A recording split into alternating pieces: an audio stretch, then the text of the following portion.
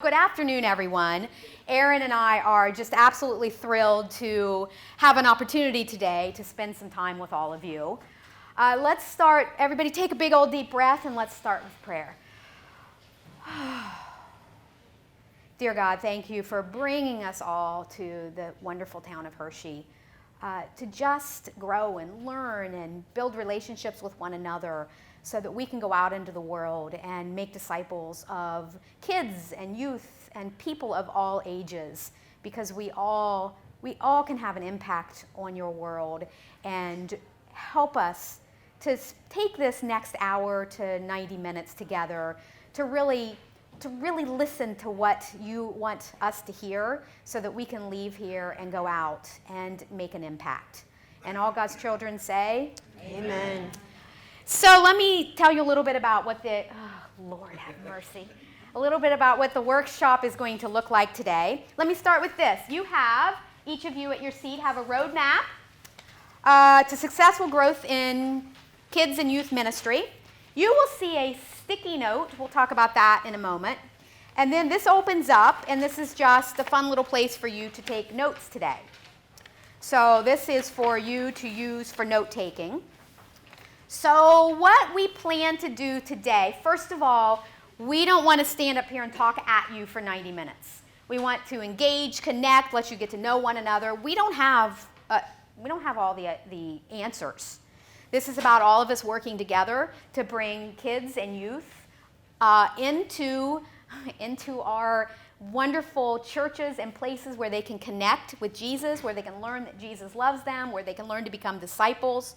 So that's what this is about today. And it's also about learning to meet kids and youth where they are, because we need to be very aware that it's our responsibility to meet them where they are. They will come to us in a variety of different ways and places and fashions and places in their journey, and we need to meet them where they are. So you have your roadmap, because we are going to go through that roadmap today. And we're going to we thought it would be fun to have a little reference to a trip and a successful trip. And so this will be a bit of a journey. We're going to talk about travel plans and what is a travel plan? What does that mean? We're going to talk about on-ramps. We're going to spend a large chunk of the day talking about on-ramps and what those mean. We are going to really talk about detours and what are detours and what do we do when we encounter detours. And then talk about the destination and what happens after we've hit one destination. How do we move forward? So it's going to be about our purpose, how we fulfill that purpose, what we do when there are detours along the way, and what we do when we get there, how we keep continuing in the journey. So does anybody have anything that they thought, they're not going to talk about that? Is there anything that you thought that we should talk about that I didn't mention? Because I want to share the sticky note with you. So the sticky note, during the day today, you may go, oh, that's a question I want to ask later, or oh my goodness, I want to talk to somebody about that, or oh my goodness, I don't know what to do. This is what's called a parking lot note. So if something comes to mind that we're in the middle of something else and you don't want to raise your hand, you feel like it's not the right time to interject, or you just want to remind yourself to talk to us afterwards, write your question on your sticky note and hold it up, and one of us will walk around and put it on our parking lot. And then at the end of the training, we'll go through as many of those as we can, and what we can't do today, we have all of your email contacts, and we'll reach out to you. We want this to be the beginning of a relationship, because for those of you that are in ministry, particularly kids and youth ministry, we can feel a little isolated sometimes. So that's what your sticky note is for you to write a question or a thought or something you want to talk about, and one of us will put it up on the parking lot. How does that sound? Does anybody have any questions? Okay, so we're going to start with a little bit of fun, so I'm going to turn it over to Erin, and she's going to share a little something with you. Well, we thought of a really cool analogy for what we're trying to talk about today, because what we're really talking about is finding new ways to reach kids and bring them into our facilities. So some of you may be experiencing, great thriving children and youth ministries, and if you are, then we're going to get to that. We want your ideas too so that we can use them and utilize them. But if you're noticing declining numbers and having trouble getting people there, then we want to help and boost each other up with ideas and ways to get kids and youth at our facilities. So glue is probably something that everybody's got. Like, this has been around. We've had this. Is good stuff, right? This is really good stuff. We need this for a lot of stuff. This is really the staple. So I'm using the glue to kind of represent your Sunday mornings. Everybody's got some kind of Sunday school program. Maybe you do a Wednesday night program. You've got really good stuff. Not sure why they're not all there, why the numbers are declining, because this is really good stuff. It's been around for a while, and it's good stuff. So when we've got this good stuff, but we don't have enough, we don't have not quite the numbers, we don't have quite what we're looking for to happen with our stuff. It's good. Why isn't everybody there, I Melanie? know. It's like why are they coming for this? It's This like is good. It's been Jesus around juice. for a long come time. on. All right, so some of you might know where I'm going with this. I don't know. You guys are in children and youth ministry, so maybe we need to do something different. So I'm going to add a little blue laundry detergent to my plain old glue, and it's going to create a reaction. So when I try something different, then my plain old glue, which is good stuff, is turning into something actually kind of disgusting. I'm not really happy about this right now. It's uncomfortable. messy. It's a little uncomfortable.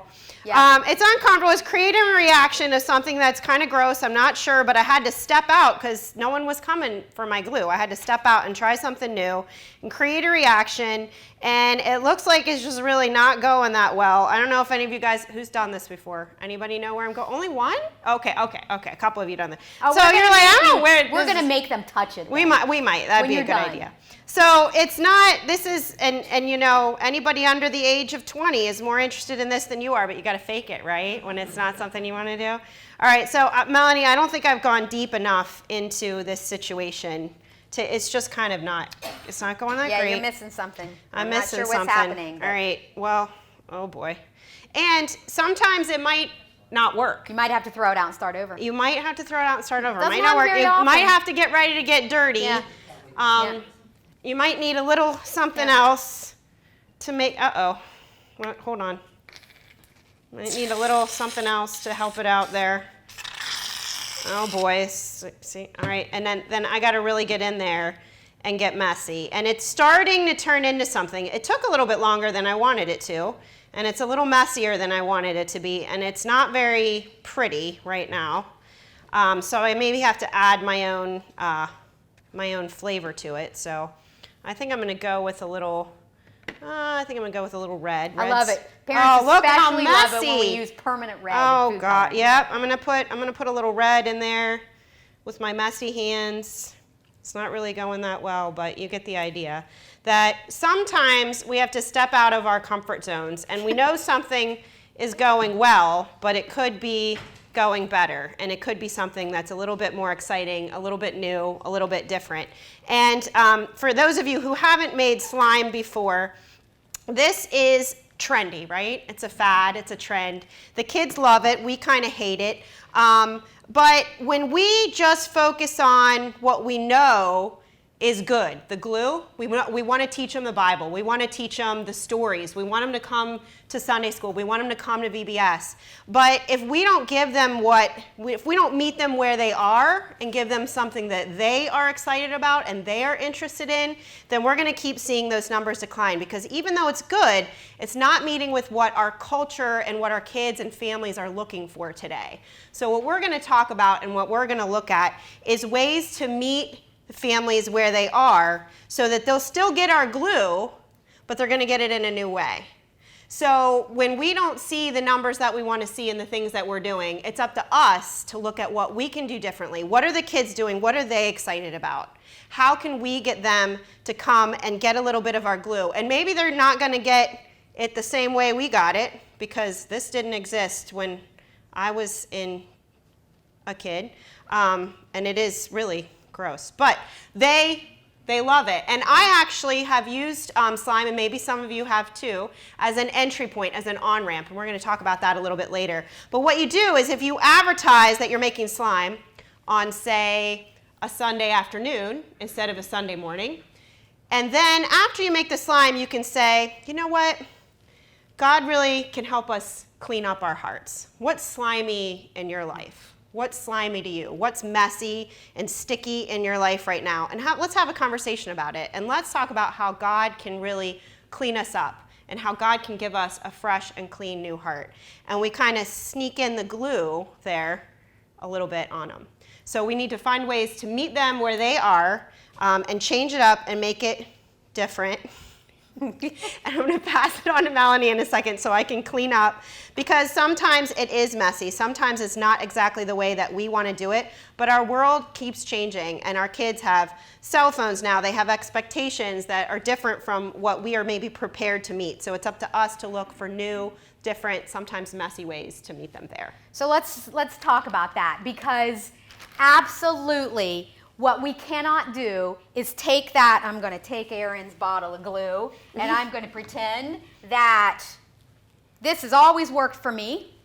It's going to keep working for me, and these kids and youth are going to like it. It's going to stay glue. And then we have 20 kids, and then 18, and then 16, and then 12.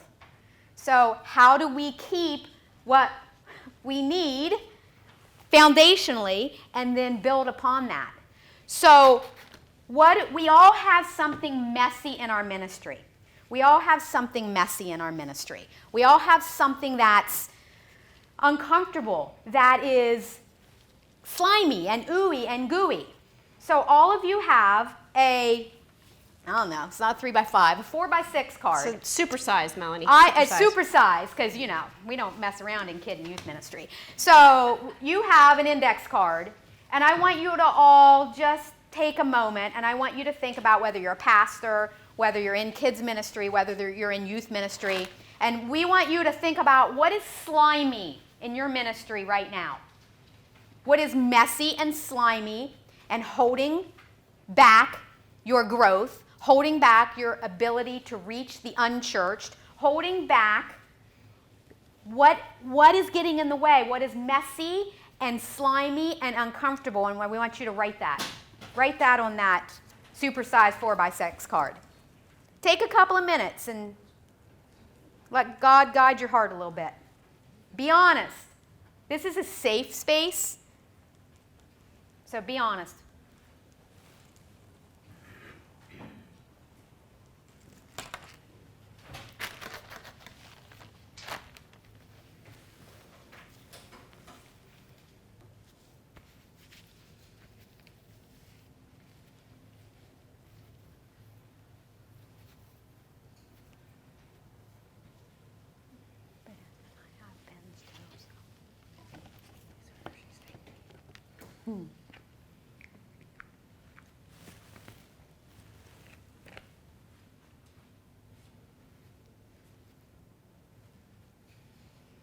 Take one more minute.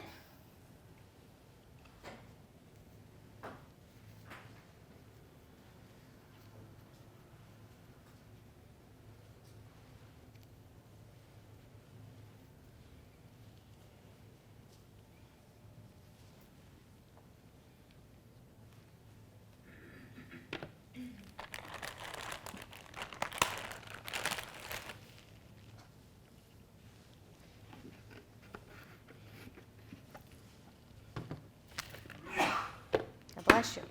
Dyed a little red here, Melanie. Yeah, I told you parents love it when you use red food coloring. Now, your next step, we're going to move around a little bit. We're going to get to know each other a little bit. I want you to now go find someone that has a similar sticky, ooey, gooey, messy situation. Obstacle, roadblock. Stand up, everybody stand up, move. Find somebody that has something similar. And then when you find a friend, keep seeing if there are other people that have a similar ooey gooey situation.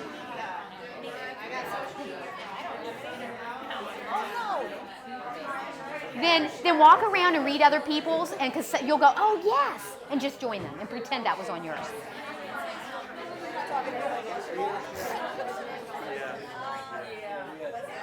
Everybody fine? And then when you've talked to a friend, see if you can cluster with more friends.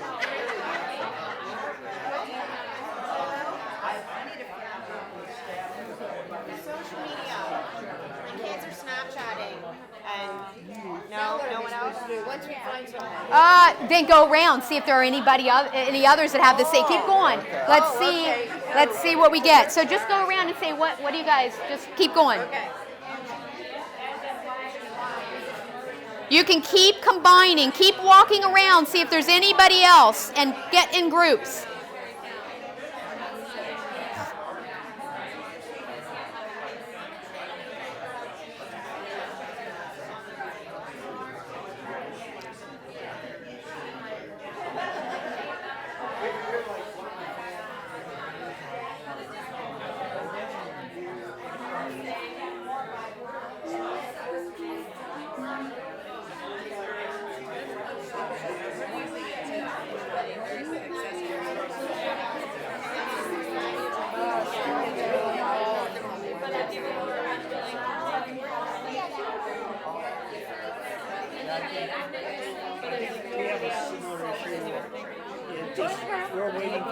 Michelle, I think the whole room could join you for that one. I heard that. That's a common. I heard what you were saying. That's very common. Yeah.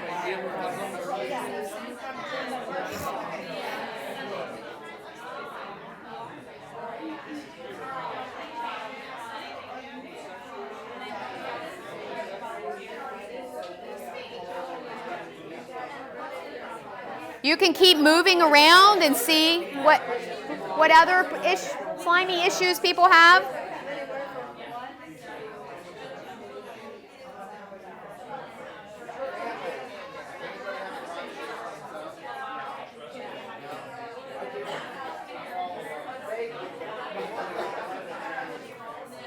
Hi.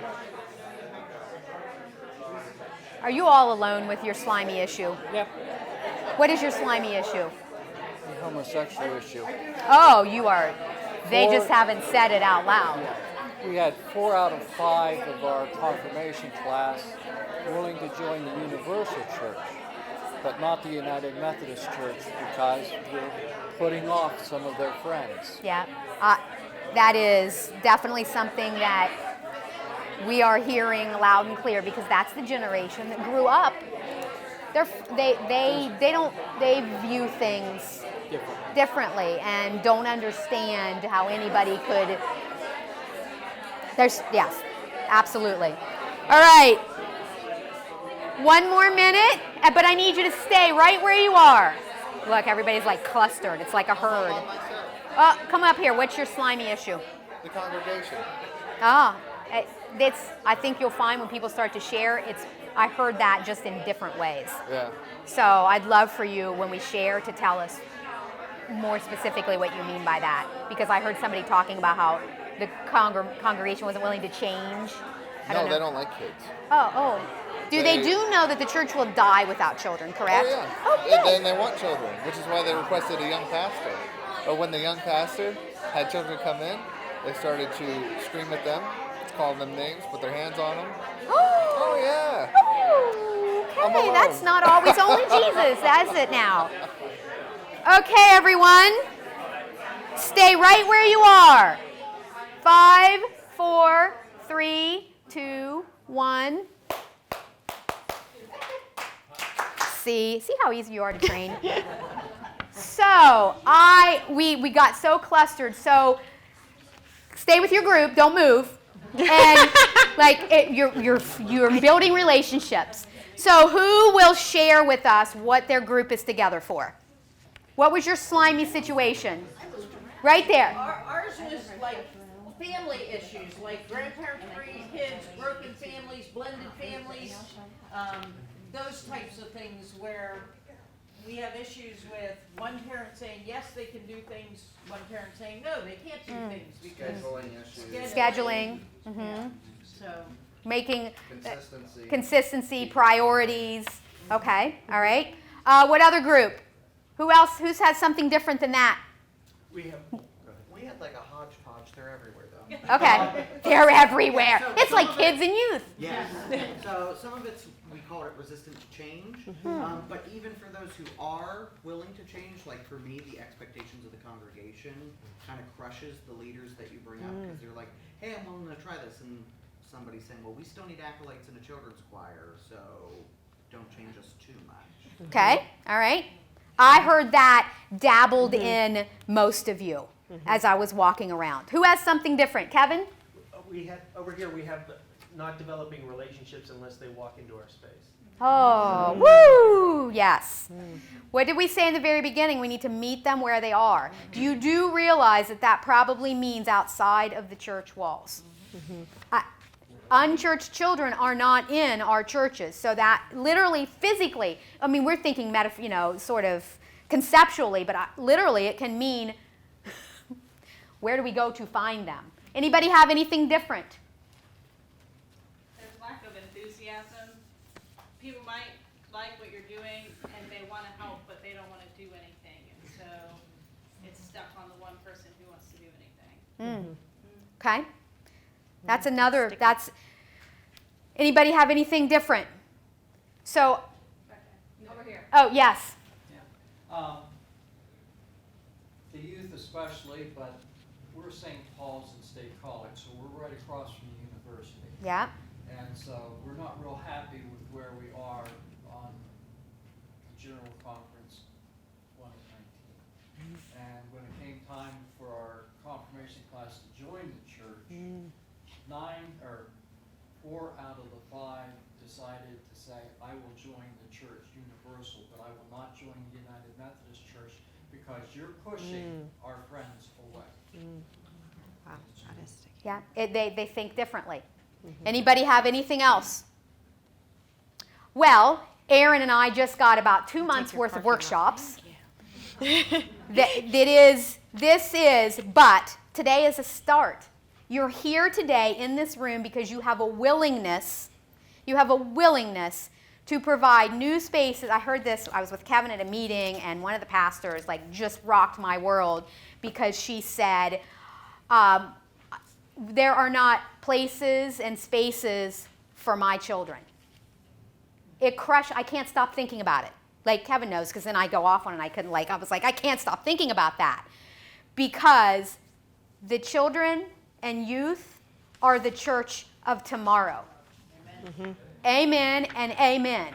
And until we understand that, and until we get out of the way, until we're willing to put our hands in the glue and add red food coloring and shaving cream and Laundry detergent. The most important part, Melanie.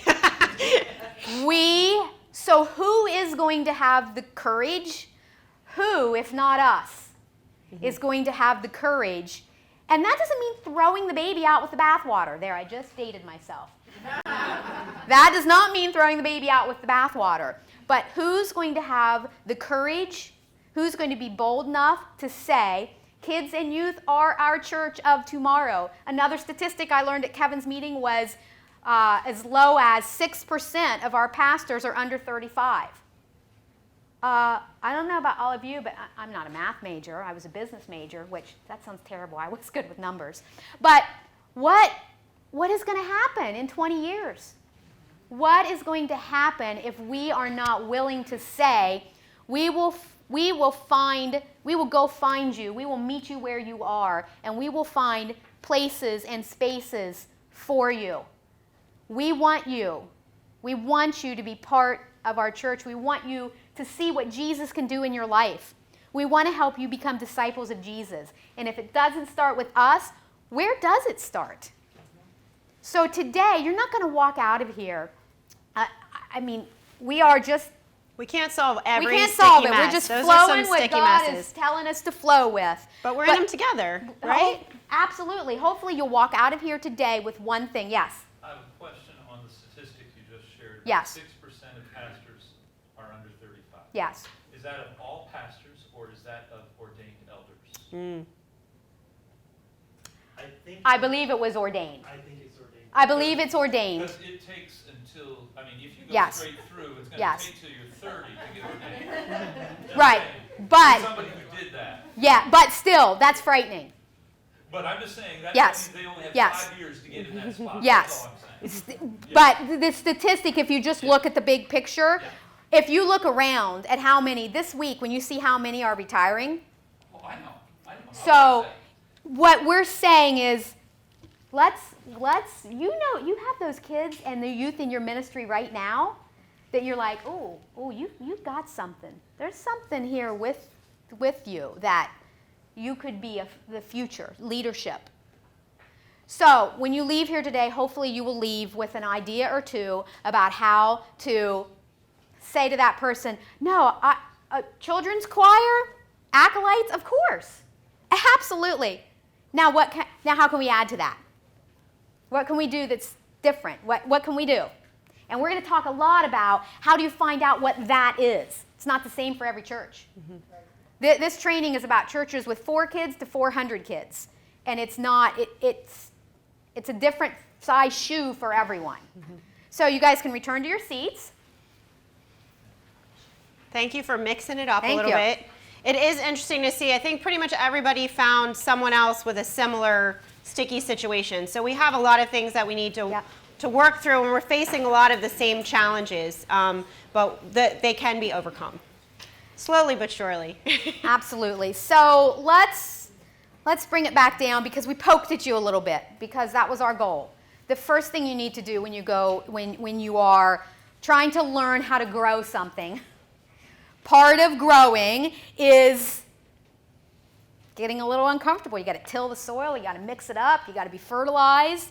So a little bit of that was just getting your brain to a place where you're like, okay, all right, yes, we need to think about new and different ideas.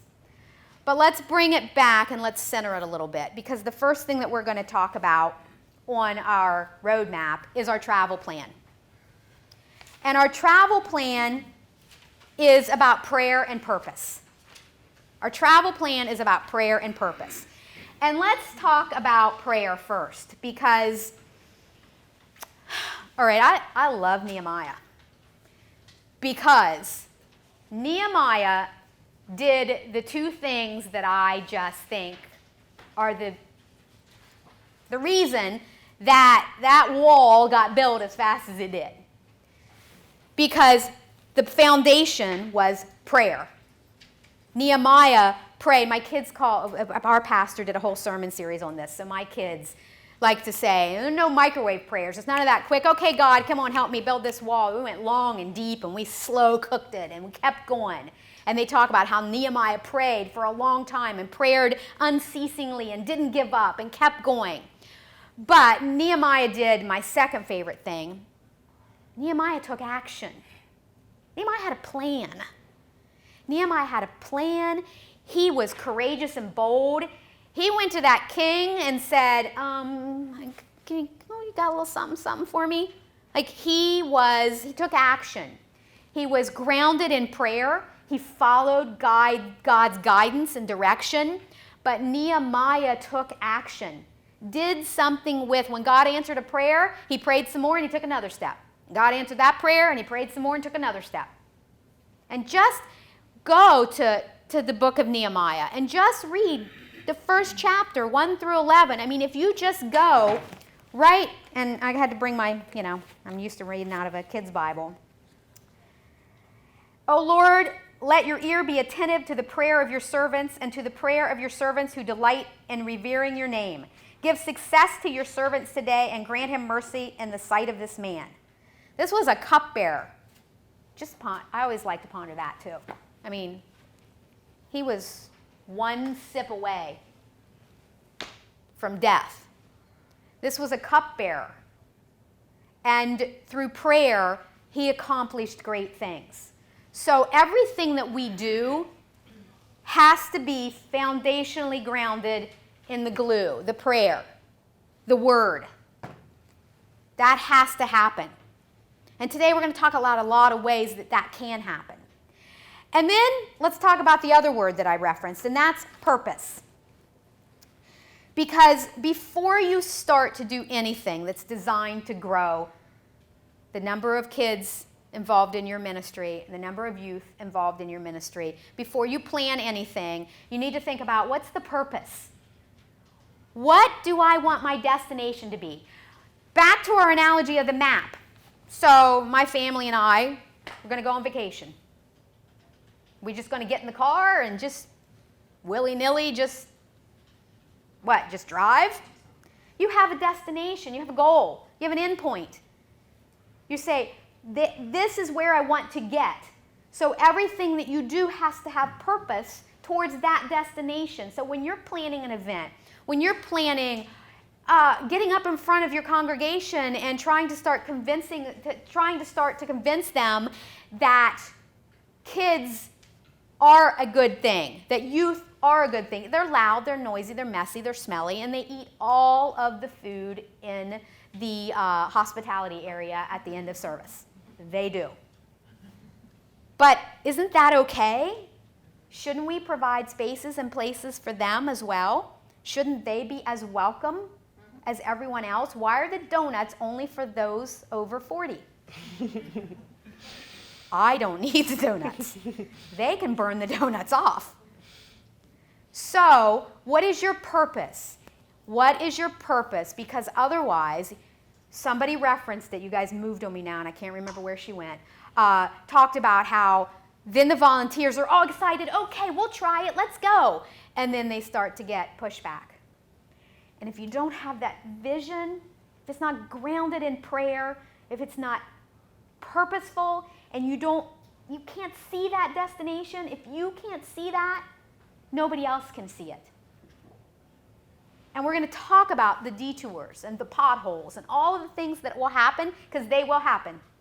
Have you ever done an event that went just perfect? If Probably, you say but I've had whatever. just as many that were a disaster. There's always some And kind what's of a success, Melanie? Because you and I talked about that a lot, is Yeah. that we can have 100 kids show up at an event and go home with nothing but a dollar store gift and no glue. And that event was a failure in our book. So we're going to get to that near the end too, where you have to evaluate all the events that you do. And that's where your purpose comes really important, because your purpose is to grow your ministry and your discipleship, not just the number of kids that you have coming. Because you can just make the slime and not talk about what's messy and slimy in your life, and not talk about how God cleans your heart. And then all they went home with was some slime. And they can do that anywhere. They don't have to come to church to do that. And that might be the pushback that you're hearing from some of your parishioners, that we don't want to just do something like that, because the glue is important. And you have to work together with your purpose to make sure that you're all praying about it and you're all focused on the same purpose. And then you evaluate, what did we really do here, and was it a success? I jumped ahead a little bit. No, it's okay. Well, Aaron brings up a good point, and I'm just going to throw this in there because one of the best ways to break through that resistance is to invite the most resistant members of your church to come to an event and put them at a table and have them make slime with you, or whatever you're going to do. And while you're doing it, do your lesson, do your, talk about Nehemiah, whatever your purpose is, show them what it's really like. Show them how kids can have fun and learn how to be disciples of Jesus. Mm-hmm. You do know, the first thing we have to get through is those two things can go together. It's okay. Kids can have fun while they're learning to be disciples of Jesus. They can. Absolutely. So don't separate those two. If you think an event can't be both, then that's something to rethink and help others rethink. So Aaron's going to take us now into a big chunk of our workshop, and that's called on-ramps. So when you guys are, some of you are already thinking outside of the box and getting that resistance, but sometimes it's hard to just kind of, well, what do we do? How do we get them here? What is it that's going to bring them here? So we need to find out what our community is looking for. That's one of the things you can do, and provide that. So I come from, when I started at the church that I'm at, I was the first staff member that our church had that was paid a little bit. And the reason was to bring more families and youth into the church. So maybe some of you are even there, where your church just has very few younger people or young families. And I was brought in to come up with some new ways to bring them there. And I'm going to share with you some of those ideas. You're welcome to use them, and I'm going to tell you why they were a success. So the first one I want to talk about is a class that I created called, I named it Little Lights, because I like to have a little name for everything. And this was a toddler class, and we invited toddlers on a Thursday morning to come. I modeled it after the library program and the community program, and there was an hour, and we brought bikes out and tricycles, and we had a parachute, and had a table set up with Play-Doh, and it was free. That's the number one. Write that one down on your sheet. It was free. Free to the community. I advertised it to the school. I advertised it at the library, not at a competing time with their program.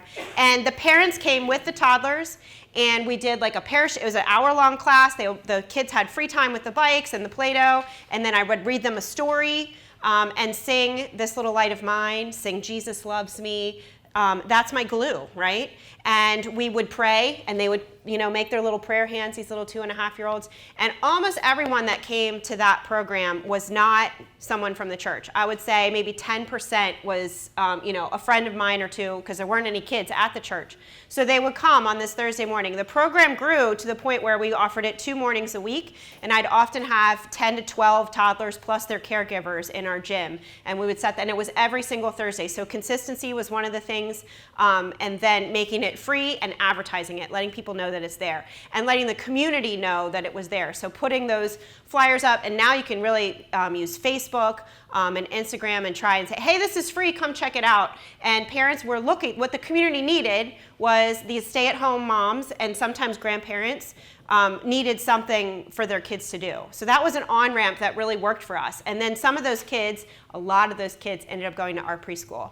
And some of those families started coming to our church. I would say 2 or 3. So you have to envision, if your end goal is for them to become parishioners, if that's your purpose, you're not gonna get 100%. Usually. But if you think about what is a success, well, I gave them the glue at that event. They got the glue. So yes, I would love for them to become part of our church. That's a great end goal, and for a smaller number that would work. Another thing that we did, we talked about at a staff meeting. We're just like throwing ideas out there. What does the community need? What does the community need? And we happen to have a parishioner who was a ballerina. And she provided dance classes at the church. So I don't know if there's any dance moms out there or anybody who knows a kid who's in dance and how much money that costs for a parent to be able to be in a program like that. It was something the community did not have a low-income place, a low-cost place for a kid to try that out. So we do these dance classes. We're in our 6th year now of offering a 6-week session of dance classes where the kids, we pray at the end of every dance class. We charge $25, which is $5 a class, compared to what they charge at the dance studio. And they learn a little routine, and they have the 6th class is a recital that the parents get to come to. That is sold out every session that we do it. My real ballerina, decided she didn't want to do it anymore, and I had watched her enough and watched enough YouTube videos that I took over teaching it. And then we're just careful on our advertising, how we advertise it. I'm not lying to anyone that I'm actually a ballerina, but I actually have a youth that helps me teach it, who has had ballet training, and it's very, very successful. We have about 50 kids each session. We do 3 classes back to back. And some of those kids have started to come to our other programs, and some of those families have started to come to our church. But again, it's not 100% of those families coming in. So it's looking at what your community needs. So 2 of the things you can look for is what your community needs and what talents do you have inside of your congregation and inside of your volunteer base? What have you got? Have you got someone that plays the drums, and you could invest in, like we invested in tap shoes. Our dance class includes tap. We provide the tap shoes. So it's like this way for people to get something that elsewhere would be very expensive. So that's an on-ramp. It's an entry point for them to come into your building. And suddenly you're on the map again. We've had people at some of our big events at our church say, we didn't think this church was even open, because they don't see anything going on there except on Sunday mornings. So if we get them in other ways, then they start to become familiar. They might need to have 4 or 5 different on-ramps, entry points before they come on a Sunday morning. That's a big first step that you're asking of people. But if you get your kids excited, the kids want to come to church. I have definitely had kids tell me that they asked their parents to come to church because they didn't want to miss what we were doing on Sunday morning, because we were making it more exciting and different. So think about what your community needs and what they're looking for, and then what talents and that you can pull from your volunteer base, because we need new places and new spaces that Melanie was talking about, meeting them where they are, looking for what they need and providing that for them and getting them to be a part of your community. And at the end of every one of those dance classes, after we do the recital, I give every little girl a flower and I say I'm going to end the recital just like we end every class, and we end it in prayer right in front of all of their grandparents and everybody that came to watch them. And then I say everything we do at this church is open to everybody here. There is nothing here that we do that you're not welcome to. So we hope to see you again. And then they might come to another one of our on-ramps, like if you have a trunk or treat event or an egg hunt. Some of these things you probably have done. But what we're trying to look towards is more the things that they're interested in, the trendy things that they're doing, like the slime. So some of the ways those translate to youth. Are there any youth leaders out here? Because we're doing children and youth. Okay, so there's a couple. Not so many, so I won't spend too much time talking about that. But some of the things that we've done that have been really successful with the youth are, again, drawing from those trendy things that are going on in the community. So one fun thing was a Fortnite dance competition. So they all know these dances, whether they play Fortnite or not. You can Google them, and then you can get them interactive. Somebody was saying that their slimy thing was having the energy from the kids, that the youth are kind of lazing around and like not wanting to really participate. So talk with them, find out what it is they're interested in. If they're interested in Fear Factor, then you can do a Fear Factor themed night and have them post it on Instagram, because with your youth, that's where it's at, is getting the youth to invite other youth. So we've been able to grow our youth group from about 6 to 8 to 25 to 30 in the last 4 years. And I would say, I would love to take credit and say it's because of, you know, these great ideas that I'm putting out there, but I would say a huge part of it is the kids bringing other kids. And my youth group, my current youth group, I would say about a third of them, their families go to church there. So 2/3 of those youth, the only church they're getting is youth group, and they came with a friend. But they've become such a part of our group that they are going on our mission trip with us. And I think you have to change your ideal purpose is to bring the whole family to church, but you can't forget that you are ministering to that child and to that youth that came to youth group. So I consider it a huge success that 2/3 of my youth group don't go to my church. I don't think that that's a failure. Some people might look at that and say, why aren't all the kids that go to church here going to the youth group? Because they're not. Some of them are, they're not, they've got their own reasons. We invite them. We always want to invite them. But to me, it's a huge success that 2/3 of my youth group does not go to my church, because we are giving those kids something they're not getting anywhere else. And little by little, I have seen in 2 instances I can think of where I had then a family start coming to church because their kid, who was already in middle or high school, started coming to youth group. And they were excited about church and wanted to bring their families. So find out what it is they're interested in. If it's Fortnite, we've done paint nights and Gaga Ball, a lot of things that you guys have probably tried. But if you put that out there as the thing, and then your glue. With the Fortnite dance night, we did devotions about fighting and how to resolve conflict, because Fortnite they're shooting each other. I don't know much about it, but we were able to tie in the glue and bring in the thing that's there. But if we just said come to church for devotional on fighting, I'm not sure how many kids we would have had. But when we use the things that they're interested in and then get them to post pictures of them doing the tidy on Instagram, then kids are like, wow, I want to go there. That seems really fun. Another thing that Melanie and I talked about when we're preparing is not using church language, avoiding church language as much as we can. And that's because if we're looking to reach unchurched families, they don't know what we're talking about. So there's a language that we all kind of know, that when we use that outside of church walls, it puts people off immediately. So we want to invite them to our slime event or to our Fortnite dance event or whatever on-ramps that you guys come up with today, and then we want to slowly introduce them to that. So my great example of this is she's one of my favorite kids now. I'm going to call her Emma.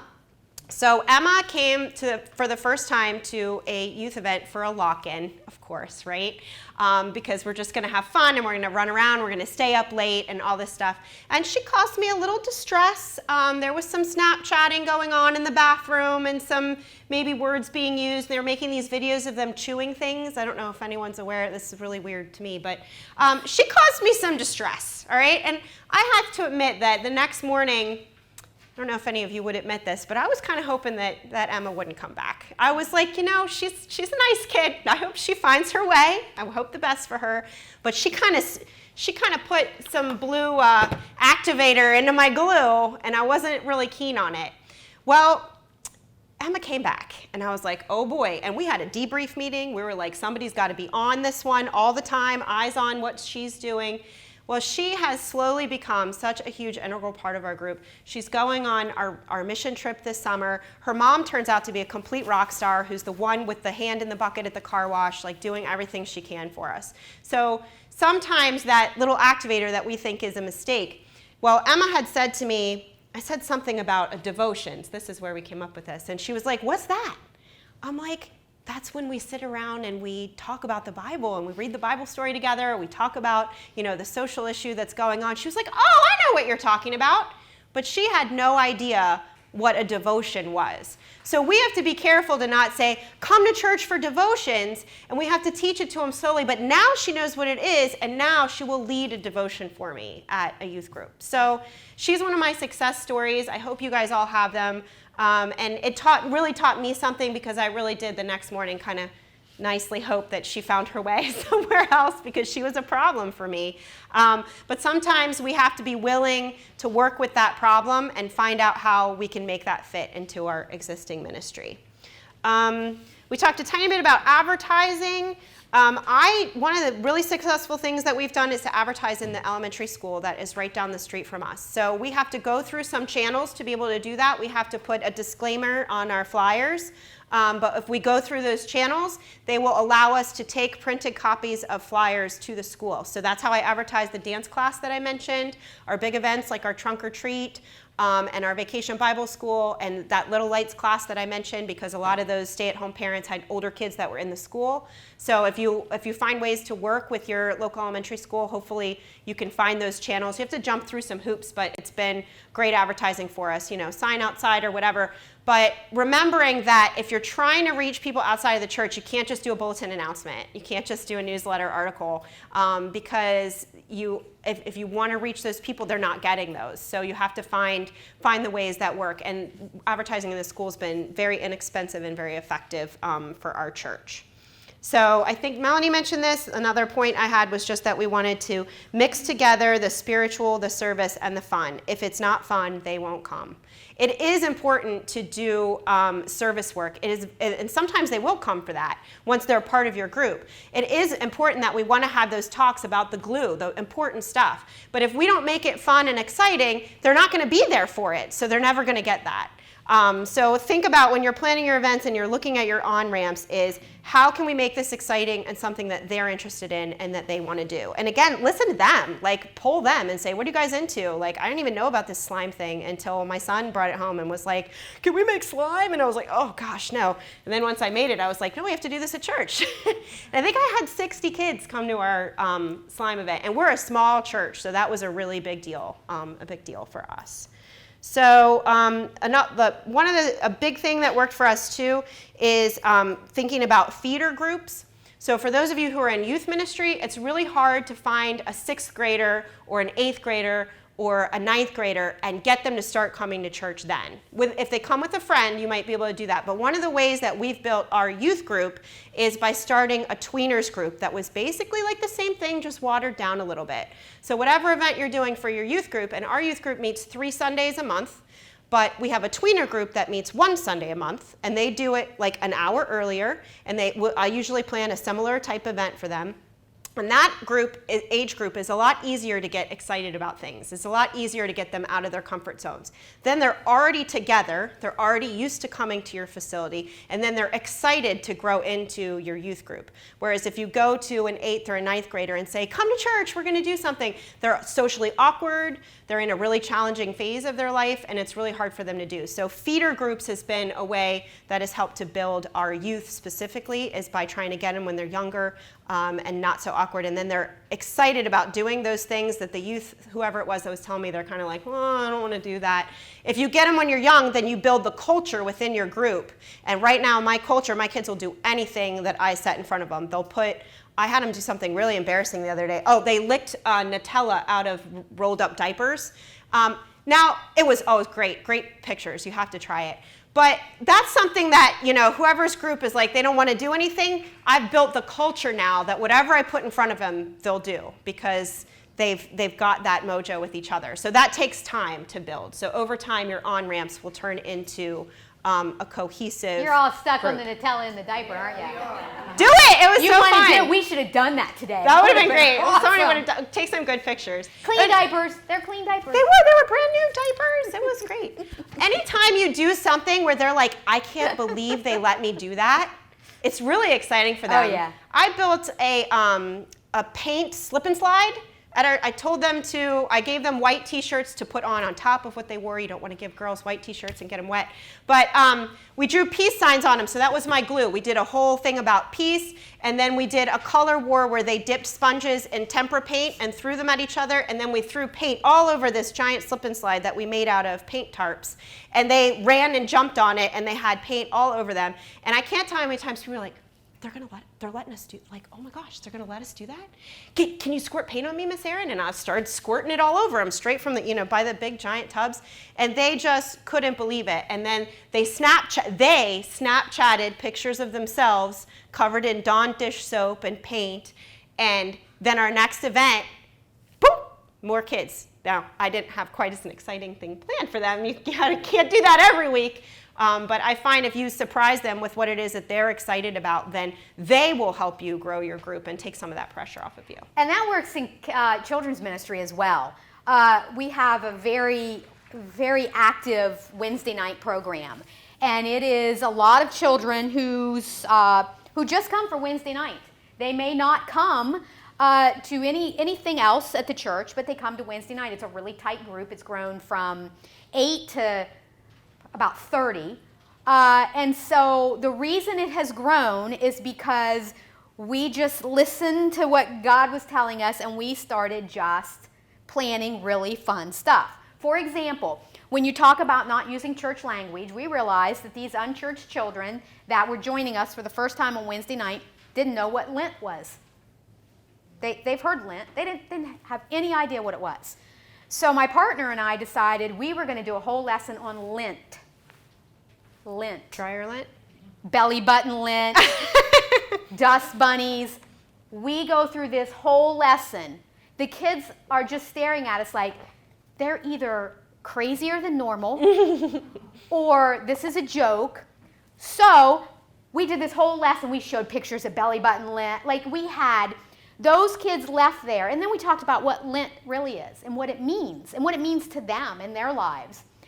They went to school and told all their friends about crazy Miss Jen and Miss Melanie talking about belly button Lent because, I didn't know belly button Lent was taboo. Well, we talked about belly button Lent. The next week we had 2 more new kids. We had 2 more kids that came to What's Up Wednesday because they had gone to school and talked about slip and sliding in paint or dry or Lent.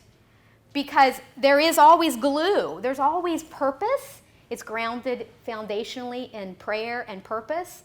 But then it's fun because back to what we said earlier, remember, it's okay to have fun.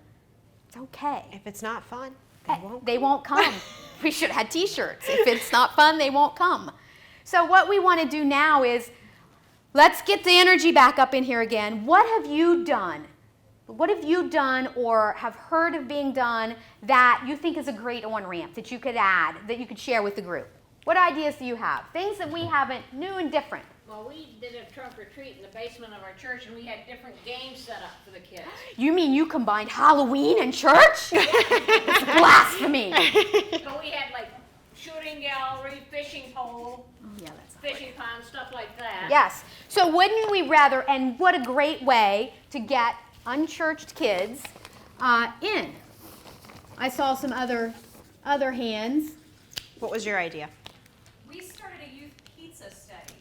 If you give them pizza, they will come. And then we would have Totally a stealing movie that. clip from a movie they are familiar with that I could tie to scripture. Oh my goodness, you're going to have to. So we'll give you our contact. You'll have to share that because one of the things we're going to do is share ideas out with the group. Pizza, they will come. That's fun. What else? Saw some other hands. What's worked? In December, we did breakfast with Santa, and we just gave it. The community was invited. We advertised all the area businesses on Facebook. In the past, it's really just been centered to the church kids, but we had 77 or 78 kids from the community shop, and then we usually do an egg hunt every year. And so we decided to add brunch with the bunnies. So we had somebody come as the Easter Bunny, and we had 86 people. 48 of them were kids, I believe it was. And then there's crafts and games, and then they do the traditional egg hunt. So. What else? Anything you've tried that was an epic fail, but it's in the back of your head and you want to try it again someday? Okay.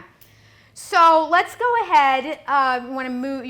Any closing thoughts? I had a thought about the specifically the trunk or treat and the egg hunt, and I had a couple similar things on my list that we've tried.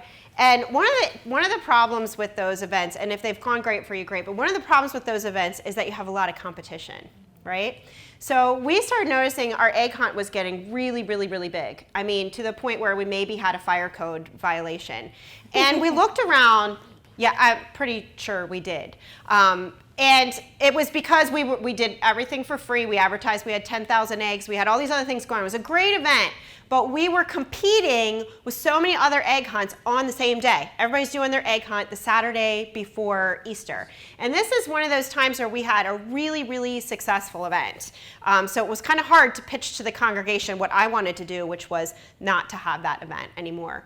Because I felt like when our event got to that size, and it kind of goes back, Melanie, to the purpose, is that we weren't giving them any glue. That they were coming to our egg hunt and they were standing in long lines for free face painting and a free bounce house, and we did have a program that had a religious tone to it that no one went to in the sanctuary because they were there and we had free food, free hot dogs, 10,000 Easter eggs, and we're like, what is our purpose here? We got a lot of people here. We got so many people here we're actually kind of scared, and there were a lot of people in our congregation who were like, do not stop doing that. Let's think about how we can do 2 of them, or we can do this, or we can do that. And the leaders really had to say, we're not giving them any glue. And they can go to the egg hunt at the township is the same day. They can go to, there were literally like 8 egg hunts the same day that they could go to and get the same kind of stuff, the dollar store trinkets, but not any glue. So we turned that idea around and we said, we're gonna go out and do some small community egg hunts. And we went to 3 different mobile home parks that were within a few miles of our church. And it took a lot of coordinating with the mobile home park managers. And we took our Easter Bunny and we took 500 eggs, and we took 8 volunteers and some free books about Easter, and we set up an Easter egg hunt in their playground area. And we had maybe 25 or 30 kids come. And that was so much more glue, Melanie. It was so much more effective for those families and we did not pitch them our church. We had some things they could pick up something if they wanted to, but we just came there just for them, just to give them a gift. Well, those 30 kids got a lot more than the 500 did the year before. So I think you always want to be going back to your purpose and saying, what am I really achieving here? And just having new ideas, like we're getting to detours. We're gonna have some of those failures where you had a lot of kids, but what you gave them, actually they turned actually I did have a successful Fear Factor night, but I could see how that could have gone wrong, and they went away with the wrong message because, whatever that wasn't right and aligning, and then you have to kind of reset and say, what is a success to you? And you have to go back to your purpose and your prayer and make sure. So just when I think about especially those two events, like every year we kind of evaluate, and we still do a trunk or treat. We have a pretty successful trunk or treat, but we look at what else is going on in the community that's competing with us, and what are we providing that they aren't. And if we're not providing something that they aren't, what can we do instead that is providing both of those things? So, Yeah. I was gonna say, just to piggyback on that, we opened our church to Saturdays, and we do similar to like a VBS, but on Saturdays. And the parents won't let the kids stay by themselves, so the parents, we've been educating them as well. And we did the slime one Saturday, and I do not like Easter egg hunts, don't like them. So instead of having Easter egg hunt on Palm Saturday, we had a fun die Saturday. And the kids each got 2 dozen of eggs to die, and then we talked about what we believe in with God, and we used the egg analogy for the triune God and the Trinity and everything. So, and we did the Stations of the Cross before that, like a mini version, and I was surprised how many people didn't even know who Jesus Christ was other than a cuss word. But it was amazing. Instead of an Easter egg hunt, the dying worked really well. We'll do that again. And I see that being a huge draw. I would so go to that event because I hate doing it with my kids, and I would be love for them to do it somewhere else. I'd be like, check that off the list. I don't have to dye eggs this year. So, I mean, that's a great idea. And then it's something different. So the parents who also don't like Easter egg hunts, because as you know, they're over in 30 seconds. It's all this work, and it's over in 30 seconds, and they get one gross Tootsie Roll that's got grass in it. It is. So what new can you do? So I love that idea. That's great. Well, then just to piggyback on that, our team put together we hadn't done an egg hunt in a while, and so they did this. And for the older kids, we did a scavenger hunt. We have an active drama group. So we had the first station was Jesus, and then another station was Pilate, another station was the centurion, another station was Peter, another station was Mary. And they had to go to each of the stations to find out where they needed to go to find the next bunch of eggs, and it seemed to work extremely well. That's a great idea. Just another twist on it. I think what's important to remember is it's really not about the event. Mm-hmm. It's about your purpose. You have to be careful that you're not planning events that just make families busier. Mm-hmm. They have to have purpose. It's okay if it's an egg hunt. We do an egg hunt. The purpose of our egg hunt and brunch, it's not on a Saturday, it's on a Sunday, is it's a bridge for our preschool. We have a large preschool. So it's a bridge for our preschool families. That's our purpose. It's a different purpose. So it's okay if your event has purpose. And don't plan things that just make families busier. And we're going to talk about pit stops and detours, because it's going to plug right into what you shared in the beginning with the obstacles. So anything else you want to share before we move forward? See, I love how we have a mix of ideas that that idea is really taking it deeper. Yeah. So when you think about what age group you're trying to hit, and you've got older kids and they're really getting more glue, age appropriate glue than they would with any kind of egg hunt or Easter bunny or anything like that. So yeah, great. So next, we're going to talk about pit stops. And pit stops actually came up in the opening when you clustered together and you were sharing your challenges and your ooey gooey, sticky, messy things. And one of those challenges was you said, I try these things, people get tired, they give up.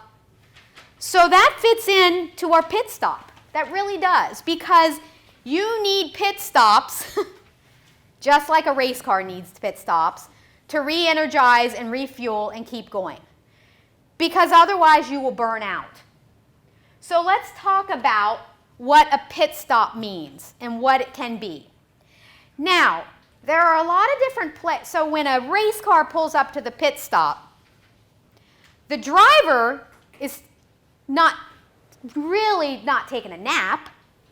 It's about getting, you should be doing this, and I'm not a fan. New tires. There's a whole team of people working to get that car ready. And there are also people talking to that driver, coming over to the window. Yeah, you're getting too close to the wall. I know nothing about racing, so those of you, just feel free to laugh at me. I just imagine the driver is being coached. I know the driver is being coached the whole race, but even more intensely when they're on a pit stop. So pit stops aren't just about taking a rest. They're about refueling, readjusting, getting back into position to go again. So what we recommend is that you, first of all, you go back and say, why am I on this racetrack? Why am I here? Do I have purpose? Do I know why I'm here? Is it grounded in prayer? Am I Nehemiah? Did I ground the building of my wall in prayer? Did I go to God first? Is God the true driver? Because as soon as we forget that, our back ends will get all squirrely.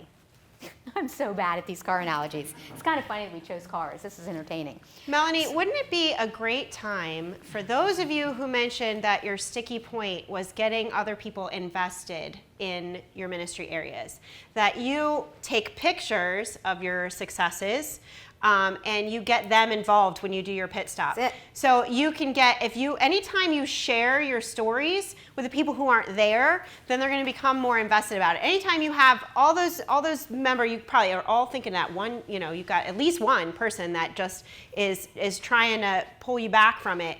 If you can get them involved in praying for the kids and in hearing their stories afterwards and in seeing photographs of the successes, then maybe that'll soften their hearts a little bit over time. So I think that within your pit stops is sharing that with your church council or your church leaders or whoever it is, and getting them to realize, get a little bit more investment behind you. That's kind of like getting the fans involved in your pit stop.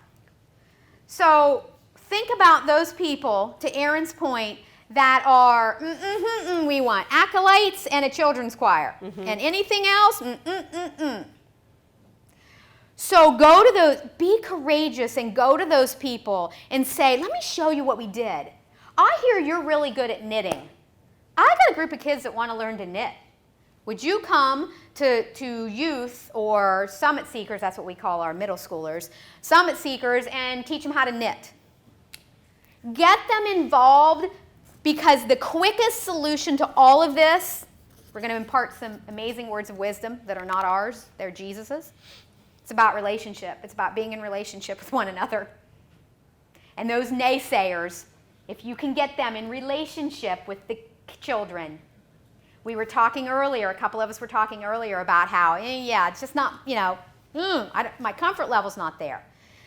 I'm not saying they're going to then lead your ministry, but where can you plug them in so that they develop enough of a comfort with the kids and the youth that they are more open and receptive to your ideas? So that's what a pit stop is. It's a time to say, okay, all right, we got the wrong tires on this car. Or the tires are great, the steering's wonky. Whatever it is, hey, we've got somebody that knows a lot about tires. Let's bring them in. So how can you build that team? Because if you're trying to run your children's ministry or your youth ministry on your own, you are going to burn out. Period. You are going to burn out. Because you're going to go home, you're going to have this event, and you're going to be like, thank you, God, it was amazing, and I feel like we touched children, and they got the glue. We got glue and numbers. Woohoo! It's like a double win. We've got more kids, we've got the glue, it's all good, and then you get a text. Johnny came home and said, or you made a mess in the such and such room, or whatever it is, and it's really easy to just let that deflate you. Go back to your purpose. Take those pit stops and realize that stuff's going to happen, and use those pit stops to figure out what you need to do to keep that race car tuned and running successfully. But it's tough. It's tough. I'm going to pause there. I see a lot of thinking. Anything you want to share? What questions are going through your mind? Does that scare you when we say go out to your toughest customer, so to speak, and bring them on board to your ministry? It just seems pointless. Tell me more about that. Tell me why it seems pointless. They don't even show up for the adults. tell you they don't like kids. Okay? It makes you think they're going to. Could they like them from a distance, though? Would they not be happy about it? They won't even talk to them. But would they be happy to? Do they see that the children are the future of the church, or no? That doesn't. They don't care. They notice that they are the future, but don't have any investment in relating to them at all. So we're not going to get everybody in the pit crew with us. We're not, and that's okay. That's okay. But what I would do, and this is just my style, and Aaron may have a different opinion, I would bring that person in anyway and say, let's talk. So tell me, talk to me. How did you get to this point with our children and youth ministry? Tell me why. Let's talk. I would talk about it. I think you have to get to the root cause and figure out what has happened to the culture of your church to get it there. And we said this about our church. I don't even remember what it was. Oh, we don't have adult Sunday school. We have very poor attendance adult Sunday school. And we're trying to build adult Sunday school. Our church is a church plant. It's 30 years old. And we said in a meeting, it took us 30 years to get to the point where we have no adult Sunday school. What makes us think we're going to turn that around overnight? We're not going to undo 30 years of culture just because I can paint a vision and I'm really enthusiastic. It's not going to work that way. First of all, it's going to be in God's time. Now, if that's God's time, maybe. But we built a culture. That church, I don't know how old your church is, but that culture's been building for decades probably. Decades. That culture has been built for decades. Those of you that are trying to change the culture, how do you eat an elephant? One bite at a time. If But you poison the elephant, you can just move on from there. I love this guy in the back, by the way, because he's a poker. He pokes the tiger. I poke the tiger. I love that. So, without poisoning the elephant, because Jesus frowns upon that, somebody who's going to take the first bite? You have to talk to them. You have to open the door for them. You have to take the first bite, and the first bite is opening that door. Mm-hmm. And it's going to get slammed in your face 900 times. It has with me lots of times, but sometimes Yeah. it works out. So that's why pit stops are so important, because you need somebody that you can say, oh, my nose is flatter every time, every time. But culture doesn't happen overnight. That church culture, so you're not going to, now God can do anything, but the church culture took decades to build. You're not going to change that culture overnight. I would add, Melanie, a couple of things. One is that your church doesn't have to be good at everything. Nobody's church is going to be good at everything. If you try to be good at everything, you're going to be a master of nothing.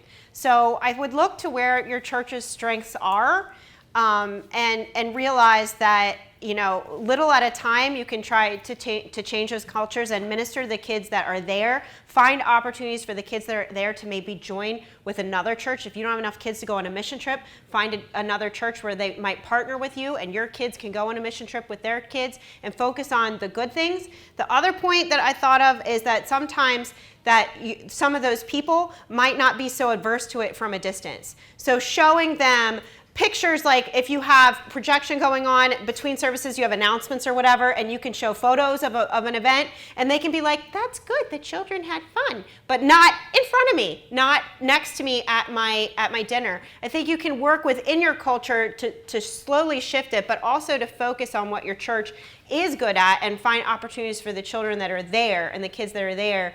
If they're not ready for a huge on-ramp, like some of the ones that we've thought about. Like Melanie said, it might take a while to get there, but that's why each and every person is going to have a different start at step one when you figure out what your purpose is. If you've got 2 kids and you want to grow them to 10, or you've got 25 kids and you want to give them more glue, you have to find out what that is for you.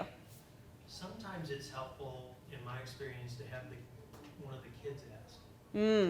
Because when adults come, it's sort of like, you want me to be a volunteer. But when a kid comes and says to somebody, this would really mean a lot to us if you could do this one thing for us. That's a great idea. I don't know whether that works every time. You just persevere. and you don't change culture overnight. It's hard. But the other thing, oh yes. And I'll let you know how that works out, Kevin, because we're going to try that at our church. We are really struggling with finding volunteers for our missions trip that's coming here. The older members thought it was a wonderful, and now it's like, oh, I need 3 people to serve breakfast there. Like, Whoa. Whoa. So one of our youth is going to get up and speak. But we did a generations luncheon last year where the youth invited older members of the congregation to lunch after service.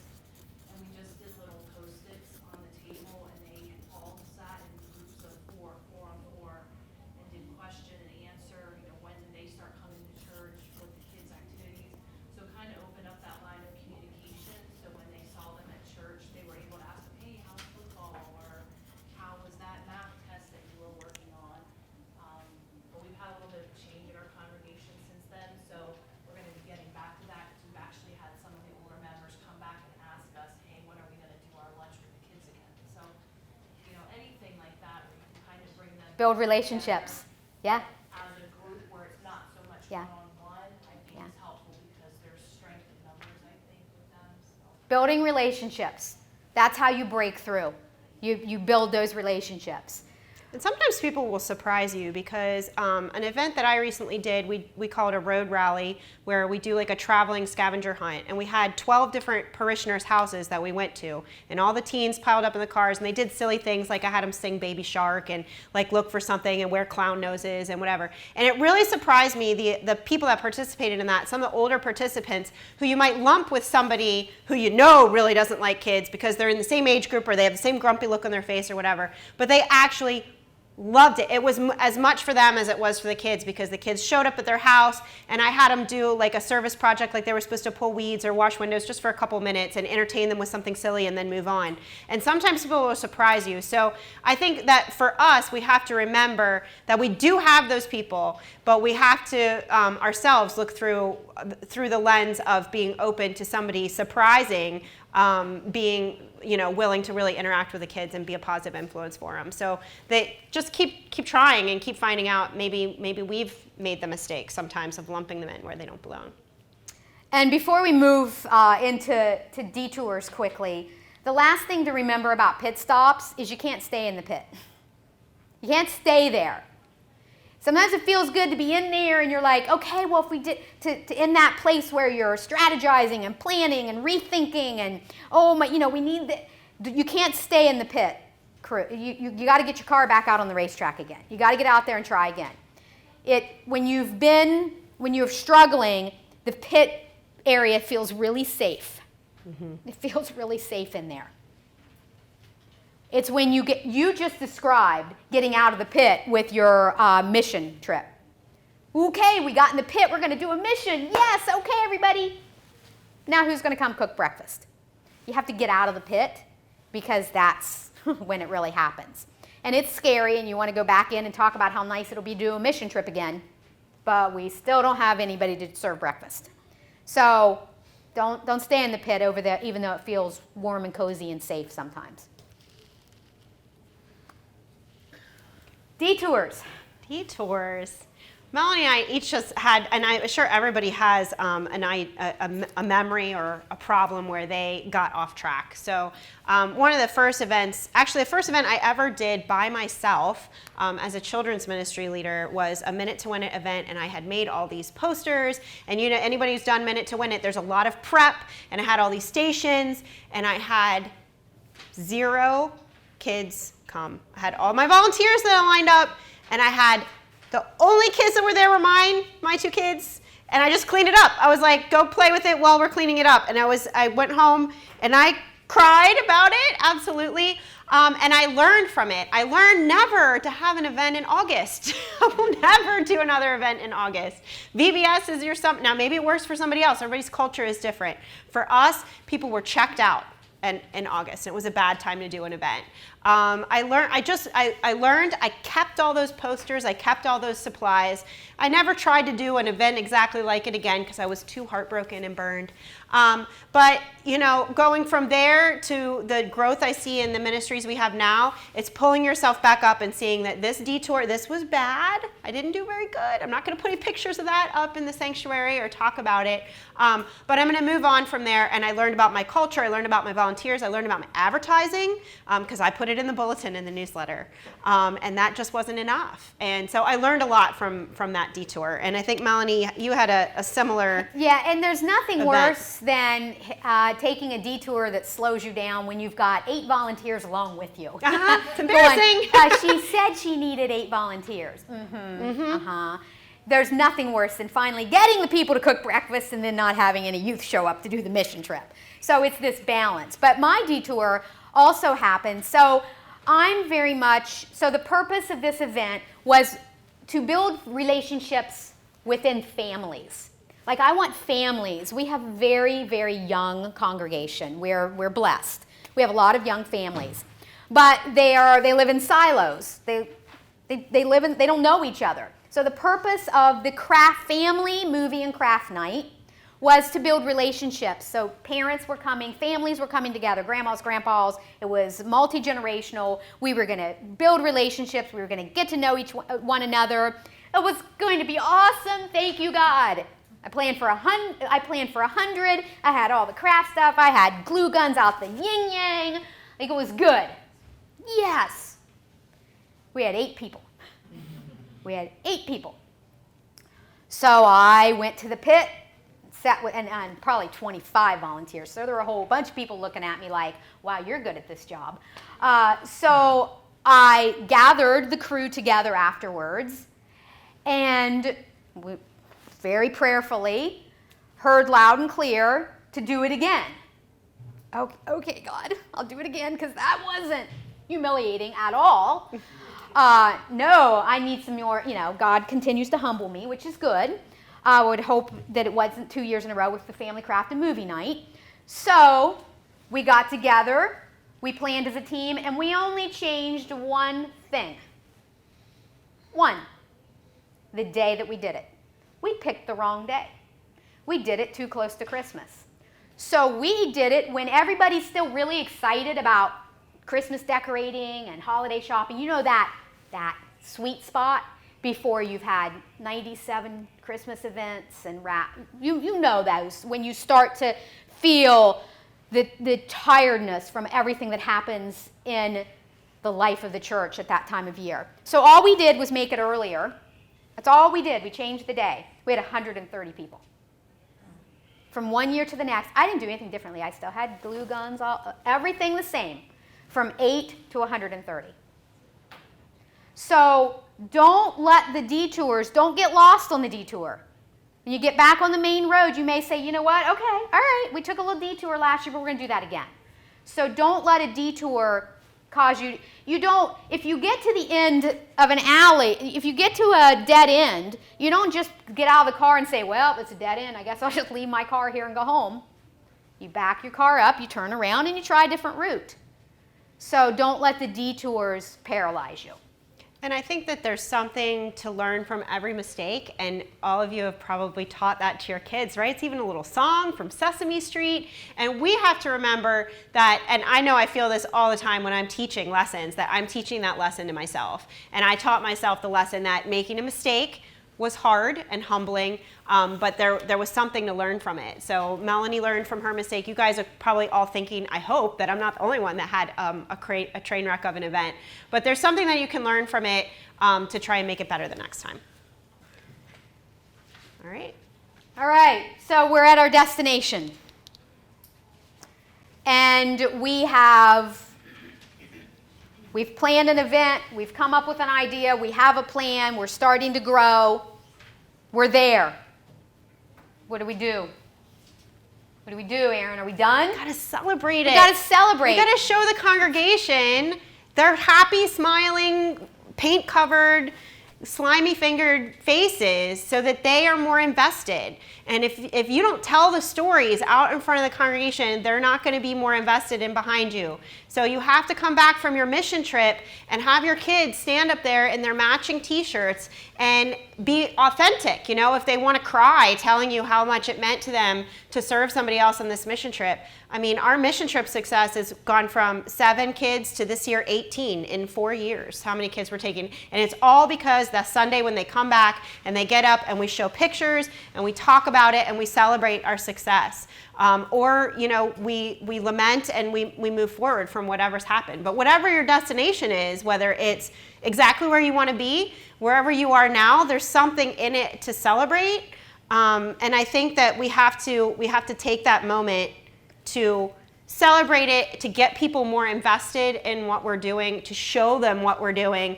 And, you know, maybe take a break from asking them always to help us, because if they see something exciting and energizing, they want to become a part of it. And that doesn't happen overnight. That's one of those things that's step by step. But if you build a culture within your church and they're seeing these exciting things, they might be like, you know what, I kind of like to help with that. And you might actually have somebody come to you and offer to help when you're showing and celebrating and giving your energy.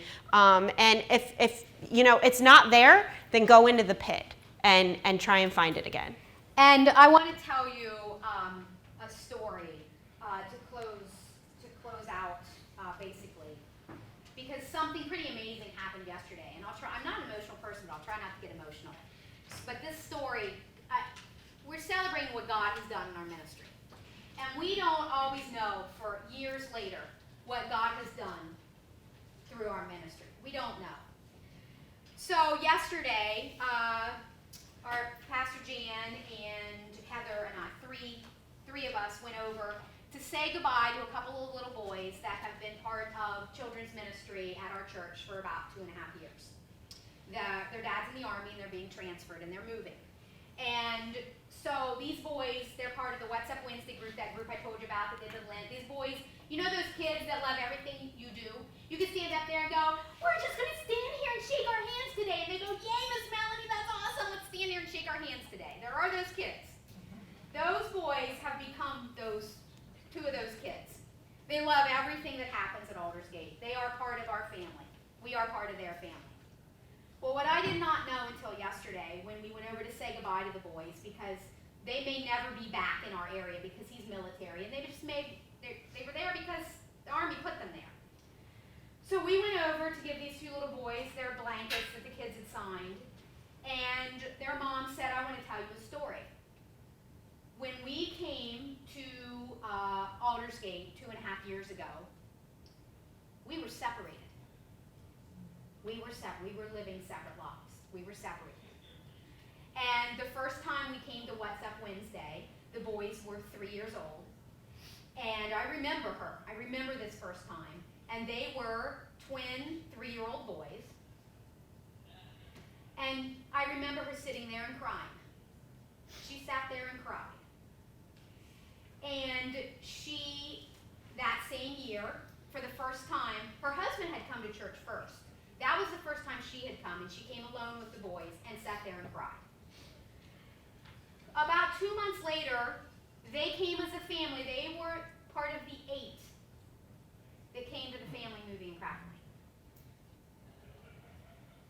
God did what God does. Let's fast forward 2.5 years later.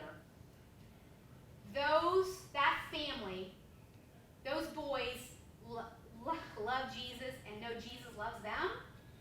And that marriage is solid. And that family is solid. And when they came, Mom doesn't just come to events anymore. Dad didn't just come to events anymore. They volunteered at Family Craft and Movie Night this year. So don't give up. You're bringing children, not just kids and youth, to feel the love of Jesus. You're bringing families. You gotta eat that elephant, folks. Please take a bite of that elephant. Please do that, because you don't know. When she told us that yesterday, God was just, and now they can't imagine, wow. And they were part of the 8 that came 2.5 years ago. So don't give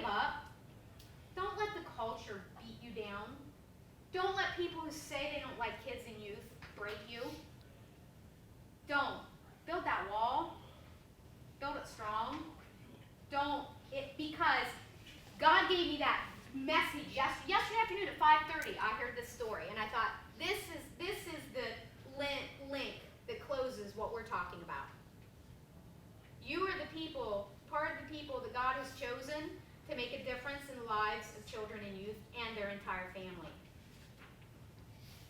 Don't get detoured, don't stay in the pits, don't give up. Even if, like Aaron said, you only make a difference in one life, it's one more. Amen. Well, we didn't get to our parking lot question, but we did have one. It fell, the sticky note fell. So any good But books if- on autism and teaching children, yes, and I will get some resources and we will email them to everybody. I don't know who this was.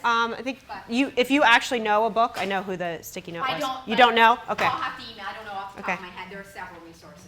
Okay. All right. Thank you, everyone. Thank you, for guys. joining us. Thank you so much.